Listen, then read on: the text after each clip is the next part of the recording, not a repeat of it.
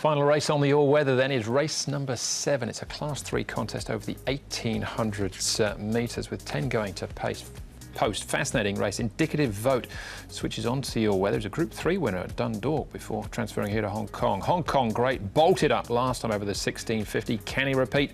From barrier 1 we'll find out. Bear Slam, London Hall switches to the all-weather. He's on the all-weather for the first time. Pinghai Treasure was behind Hong Kong great last time out, as was Party Every Day. They've got a 10-pound pull in the weights. Nothing new, was 5 lengths off Hong Kong great last time out. And Tangmere, third last time. It's a good run as well behind Clear Choice. That was over course and distance back on Boxing Day. Now, Great Treasure, who's another horse who's had limited experience or limited winning on the all-weather, has yet to win in actual fact, and Tangmere are the two horses that have been up at Chung Fa in the last 30 days, Tom.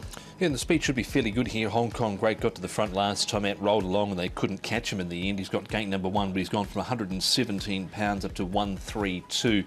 Tyrian Red Star there with Bear Slam on the outside there. Pinghai Treasure get a nice run through. London Hall tries the surface for the first time. Nothing new there.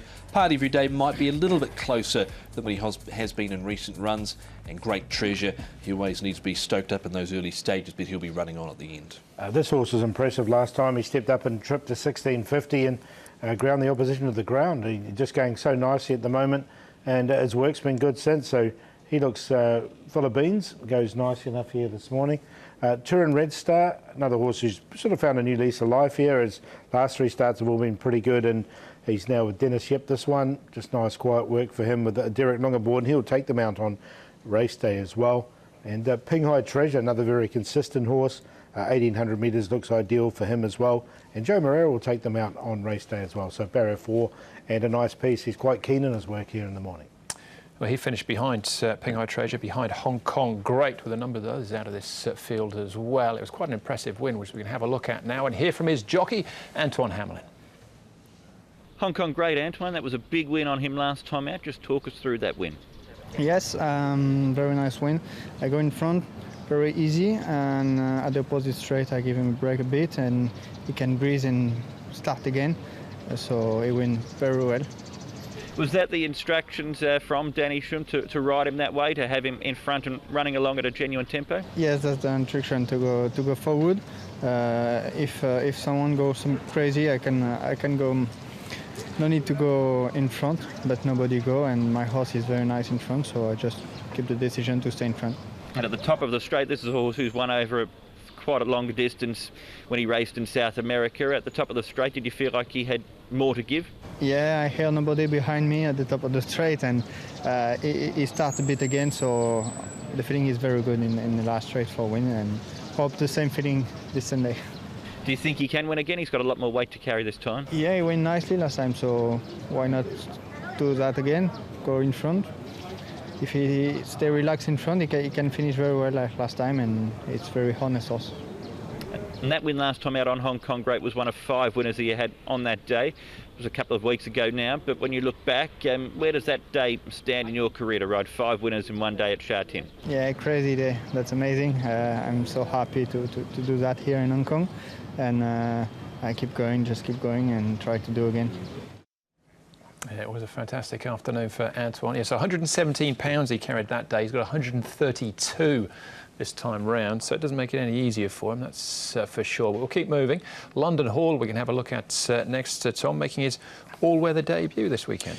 He was sort of shuffled back on the home turn last time out. He hit some issues as well, pulled up as a roarer, but this was him 2 back, and it wasn't a bad effort on the inside there behind Blastoise, going back to the 11th or the November 1st last year. But 7 pounds off. Not sure what we're going to expect from him this time around, Paul. Yeah, interesting coming to the surface. The jockey dropped the whip there. You could see that in that as well. The horse stayed on nicely enough.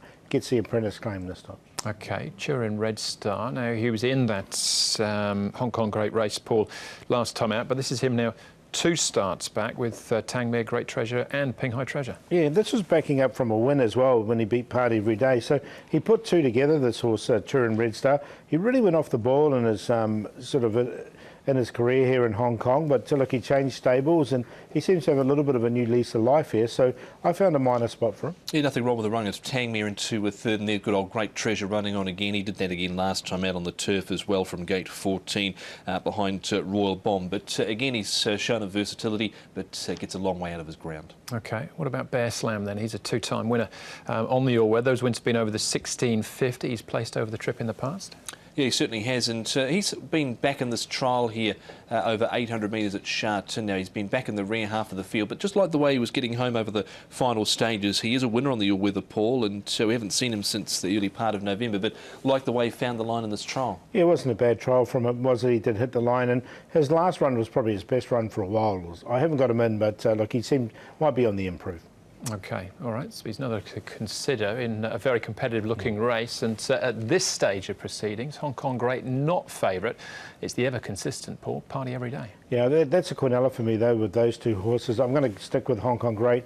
We saw what happened when he got up and tripped last time, and the 1800 holds no fears for him. He's on top. Party Every Day, interesting. He's coming up to 1800 for the first time. But the way he races, he finishes off his races strongly. Pinghai Treasure, another one who's very consistent, and Turin Red Star. So 2, 8, 7 and 5.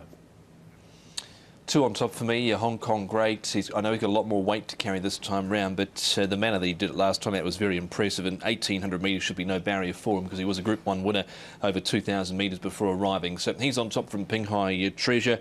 In goes Party Every Day, and in the other one I put in was number 1 Indicative Vote for Francis Loy and Vincent O. He's a tad slow. He didn't really show much first up, but on the all-weather for the first time, he was a Group 3 place getter at Dundalk on the all-weather over 2,100 metres. So throw him in for a bit of value, 2, 7, 8 and 1.